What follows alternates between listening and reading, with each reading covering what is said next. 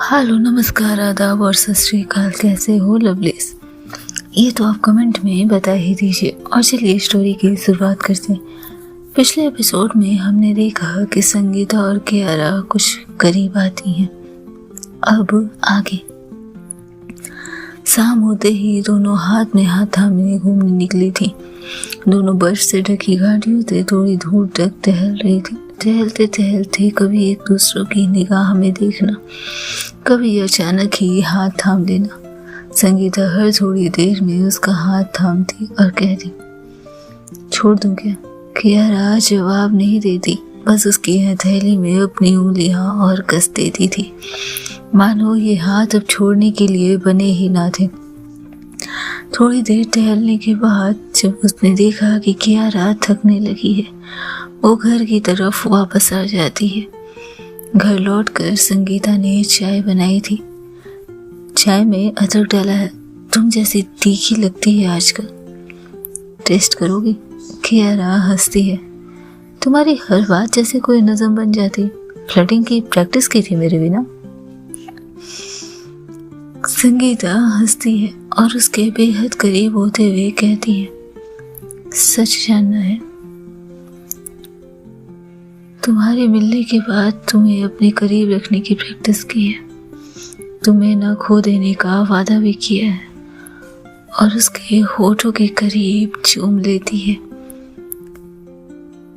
कियारा नजरें झुकाए बैठी थी, तभी संगीता उसे अपने और करीब कहते हुए कहती है, आहा, नो डार्लिंग, इतनी आसानी से नहीं। बहुत तड़पाया है तुमने मुझे, अब तड़पने की बारी तो आपकी है। और अचानक उसके गर्दन को चूम लेती है। सांसें भारी थी कियारा की। वो थाम लेती है संगीता को और तभी संगीता के हाथ उसके होठों से खेलने लगते हैं।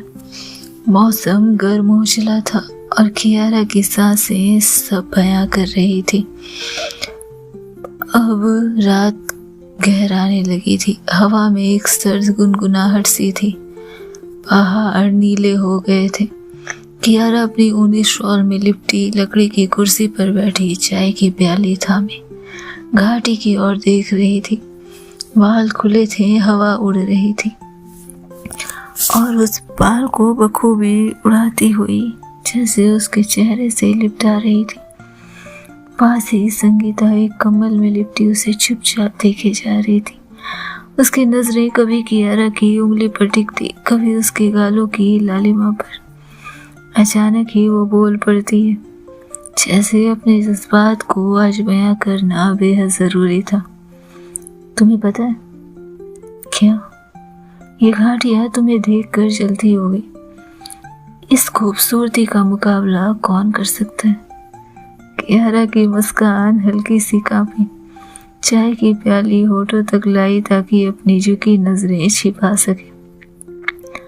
तुम फिर से वही बातें कर रही हो, मेरा मजाक उड़ा रही हो या मुझे दिलासा देने की कोशिश कर रही हो?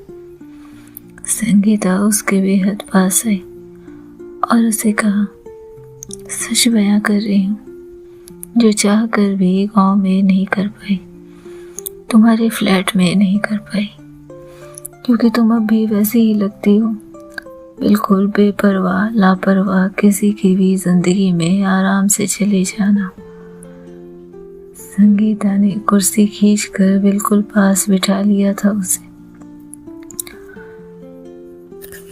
अब तुम चुप होने वाली हो तो मैं चाय पी लूं, और अगर ना चुप हुई तो मुझे चुप करवाओगी? संगीता ने धीरे से उसके हाथों पर अपने हाथ फेरे से। रात गहराने लगी थी। अंदर अंगीठी जल रही थी। कमरे में एक सुखद गर्माहट और खिड़की के बाहर बर्फ धीरे धीरे गिर रही थी।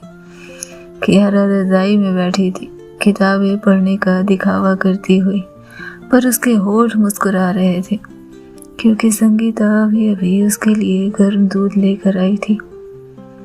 तुम्हारी आंखें पढ़ रही है या सिर्फ मेरे आने का इंतजार कर रही थी? संगीता ने बिस्तर पर उसके करीब बैठते हुए पूछा। कियारा ने किताब बंद करते ही सिर झुकाया। तुम ना बहुत परेशान कर रही हो। संगीता रजाई को खींचती है और उसके करीब आती है। मैं चाहती हूँ कि तुम परेशान रहो, लेकिन सिर्फ मेरी वजह से। कियारा की गाल और लाल हो चुके थे। वो कुछ बोले उससे पहले ही संगीता ने उसकी हथेली पर अपनी उंगलियों की गर्मी रख दी थी। तुम अब भी कांप रही हो। तुम्हें दिखाई नहीं देता, ठंड है, झूठ, ये मेरे नजदीकी की वजह से है। संगीता ने उसकी आंखों में देखते हुए कहा था। एक सन्नाटा पसर गया था, सिर्फ सांसों की आवाज थी, कमरे में, रजाई में और उनके बीच। फिर संगीता ने धीरे से कहा, मैं पूछना चाहती थी पर डरती रही। क्या तुम्हें अब भी वैसा ही महसूस होता है जैसे पहले? कियारा ने नजरें झुकाई, कुछ नहीं बोली, बस धीरे धीरे आंखें ऊपर की। संगीता के चेहरे को देखा, जैसे ये जवाब उसके लिए कितना जरूरी हो, और हल्के से अपने सिर को संगीता के कंधे पर रख दिया। मेरे पास लौटकर तुमने मुझे बचाया है कियारा। मुझे उस जिंदगी से निकाला है जो घुटन बन रही थी मेरे लिए। तुम्हें पता भी नहीं, उस वक्त मैं रोज खुद से लड़ रही थी। बस एक बार तुम्हारी आवाज सुनना चाहती थी, तुम्हारा नाम पुकारना चाहती थी, लेकिन तुम्हारे बालकनी की तरह, तुम्हारे कमरे की तरह हर कोना मौन था। कियारा के होठ कांपे, और यहाँ मैं सोचती थी कि तुम खुश हो, तुम अमित के साथ हो। मैं अधूरी थी, और अधूरा इंसान सिर्फ उसी को याद करता है जिसने उसे पूरा किया हो। संगीता ने कियारा की ठंडी हथेली पर एक चुंबन दिया था। वो होठ महज होठ नहीं थे, मानो उसकी ठंडी हथेली पर इस गर्माहट की कितनी जरूरत थी उसे।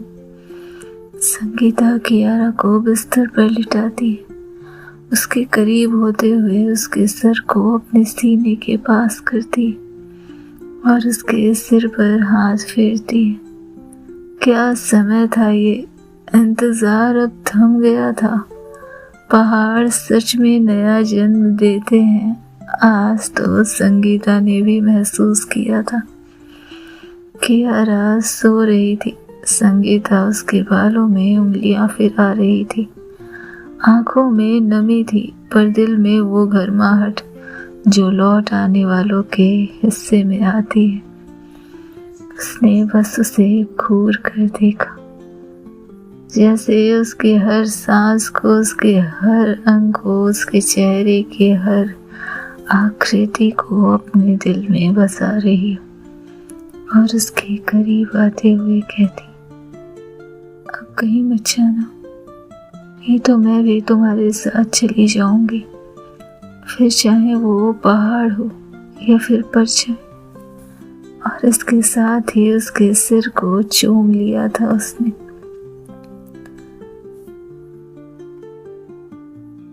कितना सुनहरा वक्त था ये, कितनी अनोखी कहानी थी। ये एक कैसी उलझन थी जो अब सुलझ रही थी, और इस सुलझती उलझन में कितनी अच्छी यादें बसी थी, कितने अच्छे समय थे। दूसरे दिन सुबह से शाम तक वो दोनों साथ बैठे रहे। थोड़ी देर में सेंटर पहुंचे, जहां उसे कुछ चेकअप कराने थे। संगीता बाहर ही थी, उस बच्ची से मिलती है, और वो बच्ची फिर से दौड़ कर आकर संगीता की गोद में बैठ जाती है। संगीता ने उसके सिर को चूमा और कहा, ये 2 चॉकलेट आज तुम्हारे लिए। तुमने भगवान जी से कहा था क्या कि मुझे सरप्राइज दे दे? बच्ची अपनी छोटी सी दांत उसे दिखाते हुए कहती है, आपको सरप्राइज मिला? हाँ मिला, और बहुत खूबसूरती से मिला। तो ये चॉकलेट तुम्हारे लिए, ये भी तुम्हारे लिए, और ये तुम्हारे भगवान जी के लिए। बच्ची चॉकलेट अपने हाथ में लेती और इससे कहती, धत, भगवान जी चॉकलेट नहीं खाते, लेकिन मैं फिर भी उन्हें देने की कोशिश करूंगी, लेकिन अगर उन्होंने नहीं लिया तो मैं खा जाऊंगी, ठीक है। संगीता मुस्कुरा रही थी। शाम को वहां से लौटने के बाद ये लोग बैठे रहे, एक दूसरे का हाथ थामे, खामोशी से, जैसे कि ये समय बेहद सुकून भरा हो, बेहद आत्मा से लिपटा हुआ हो। रात की गोद में पहाड़ की पनाह बेहद खूबसूरत होती है। खाना खत्म हो चला था। लकड़ी की उस छोटी सी टेबल पर 2 खाली प्लेट अभी भी रखी थी, जिसमें अभी भी गर्म रोटियों की महक बाकी थी, और इस महक के साथ ही उन लोगों का एक दूसरे के प्रति गर्माहट भरा प्यार। कमरे की धीमी रोशनी चल रही थी।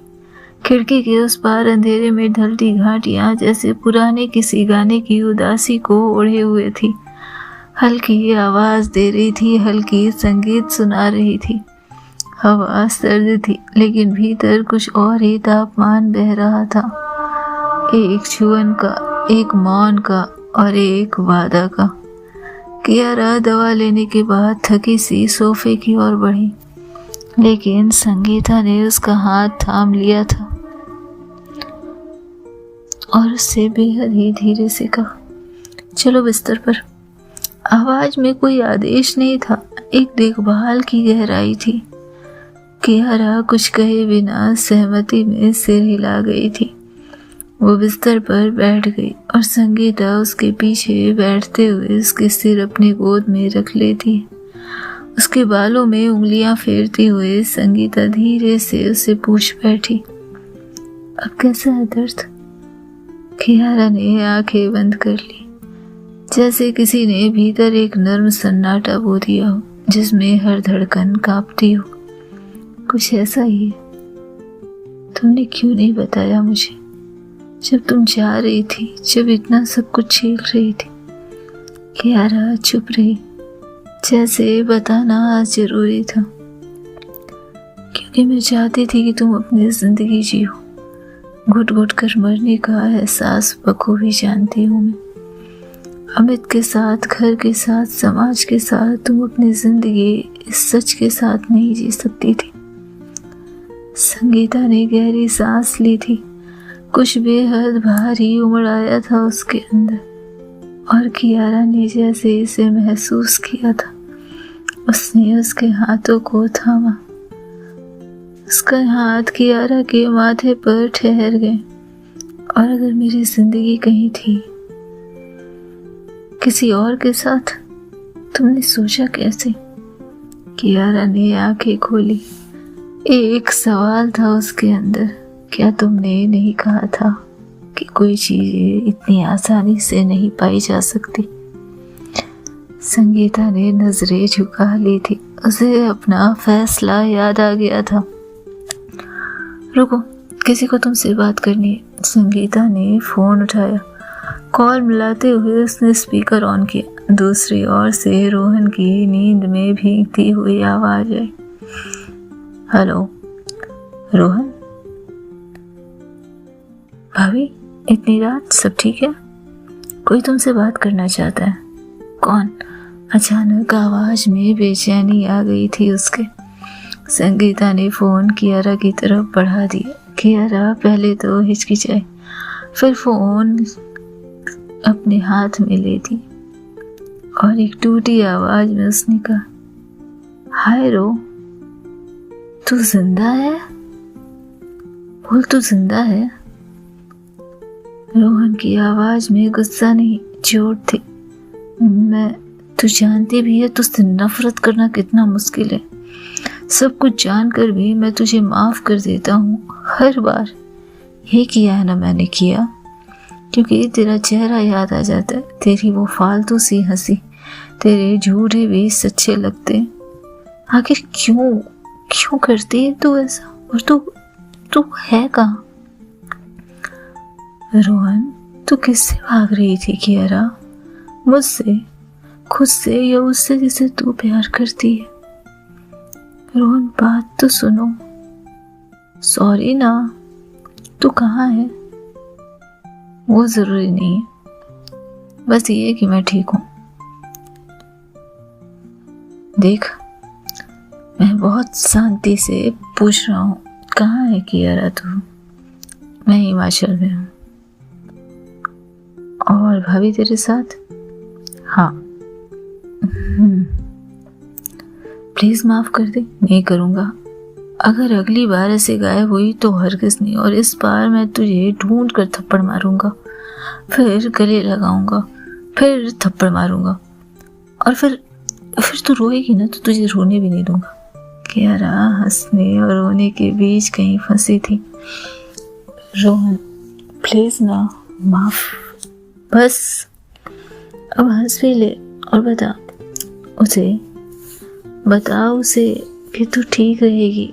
बता उसे कि अगर वो तुझे छोड़ दे तो इस बार तू उसे छोड़ने नहीं देगी। प्लीज उसे बता दे कि तू उससे मोहब्बत करती है। इसके साथ ही कियारा ने फोन स्पीकर से हटाने की कोशिश की। संगीता ने उसका हाथ थाम लिया। रोहन चुप हो जा।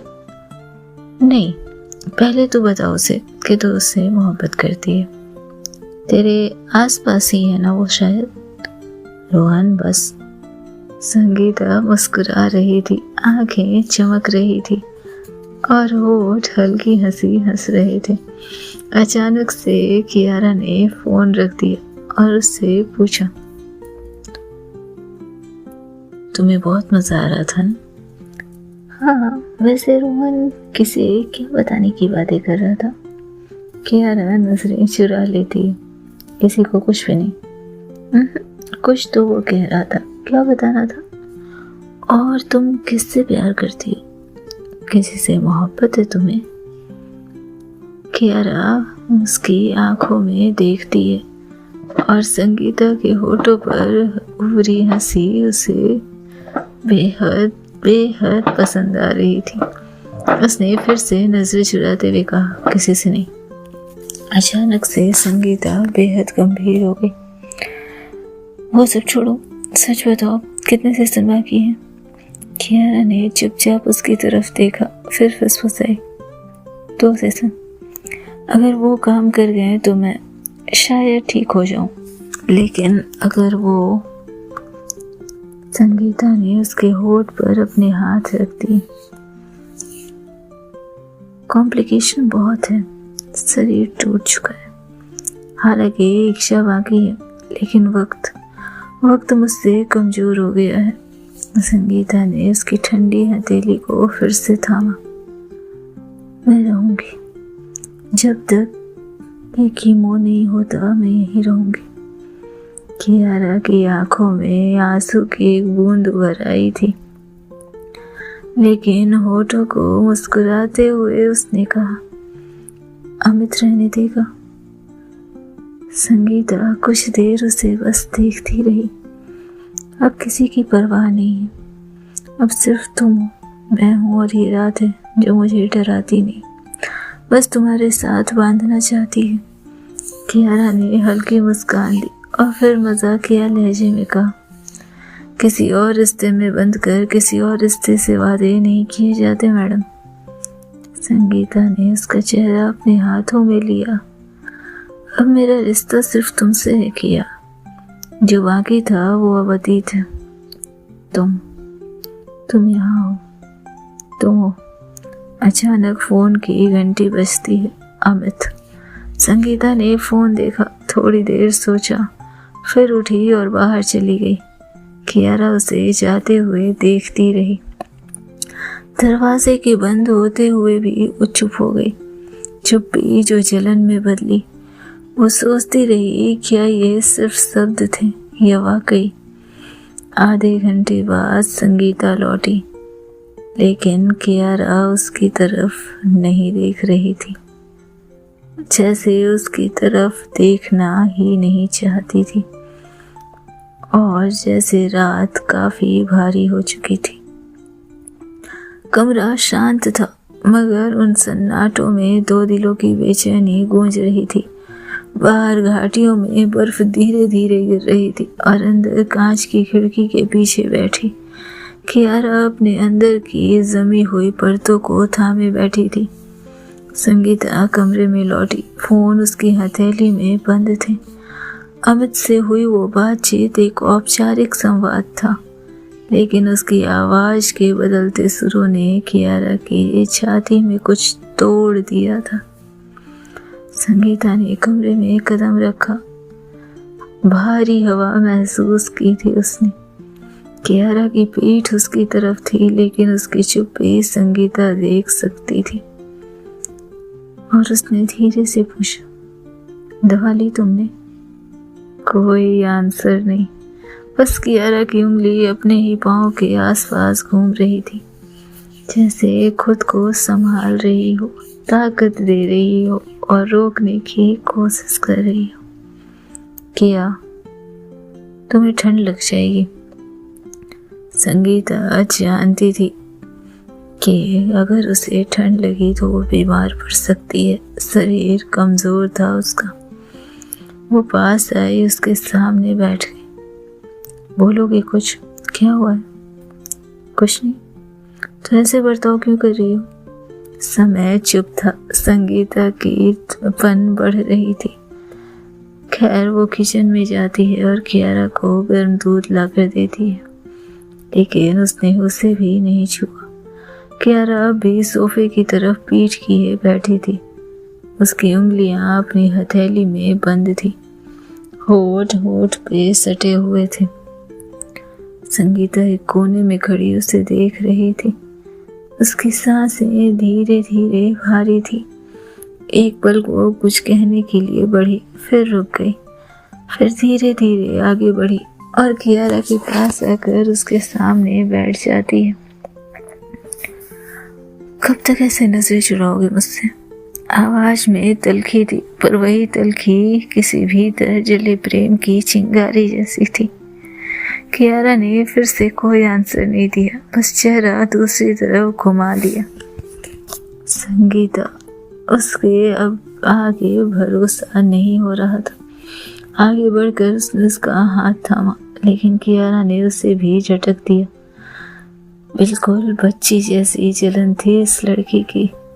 संगीता को जैसे एक चोट लगी हो। वो गहरी सांस लेकर खड़ी हुई। ठीक है, नहीं बात करना मत करो, लेकिन अब तुम चलोगे मेरे साथ सीधे बिस्तर पर अभी। कियारा ने उसकी तरफ देखा भी नहीं। धैर्य टूट रहा था संगीता का, और उसने उसके चिन को थामकर उसका चेहरा अपनी ओर किया। क्या हुआ है? कुछ तो बोलो। कुछ नहीं। कियारा की आवाज एक बार फिर खामोश थी। तो फिर ये सब क्यों? मुझे लगता है तुम्हें अपने पति के पास लौट जाना चाहिए। ये शब्द संगीता के भीतर किसी भाले की तरह चुभ गए थे। उसका चेहरा सख्त हुआ और आंखें नर्म रही। कियारा कुछ और कहती उससे पहले ही संगीता ने उसके होठों को अपने होठों में जकड़ लिया। ये किस कोई कोमल याचना नहीं थी, ये एक उत्तेजित, क्रोध से भरा हुआ, तड़पता हुआ प्रेम था, जो कई महीनों की दूरी, तकलीफ और किसी जाने अनजाने ख्वाहिश को झांक कर देखना चाहता था। एक छुअन में सब महसूस करना चाहता था। कियारा ने पहले हटने की कोशिश की, फिर जैसे उस छुअन के बीच खुद को ढीला छोड़ दिया, जैसे बारिश होने पर मिट्टी अपनी सारी कठोरता छोड़ देती है और बिल्कुल पिघल जाती है, टूट जाती है, सिमट जाती है और बारिश की बूंद को भी अपने अंदर सिमटा लेती है। कुछ ऐसा ही वहाँ था। संगीता की आंखों में गुस्से की चिंगारी देख पा रही थी वो, लेकिन उसने खुद को थामे रखा। बिस्तर पर चलो कियारा। इस बार अथॉरिटी थी संगीता की आवाज में। कियारा अभी भी वहीं बैठी रही। मैंने कहा बिस्तर पर चलो कियारा। कियारा ने नजरें घुमाई पर कहा कुछ नहीं। और संगीता ने इसी बीच उसका चेहरा थामा, उसे अपनी तरफ घुमाया और उसकी ही आंखों में देखा। समय बेहद करीब था, वक्त बेहद करीब था, ये दोनों बेहद करीब थे। और हवा, ठंडी हवा जैसे गर्म हवा से मिलने के बेहद करीब थी। क्या होना था आगे जानने के लिए सुनते रहें नेक्स्ट एपिसोड। तब तक खुश रहें, स्वस्थ रहें, मस्त रहें, बिंदास रहें, खुद का बहुत ध्यान रखें और इश्क हो या फ्लर्ट करते रहें, लोगों को कॉम्प्लीमेंट देते रहें।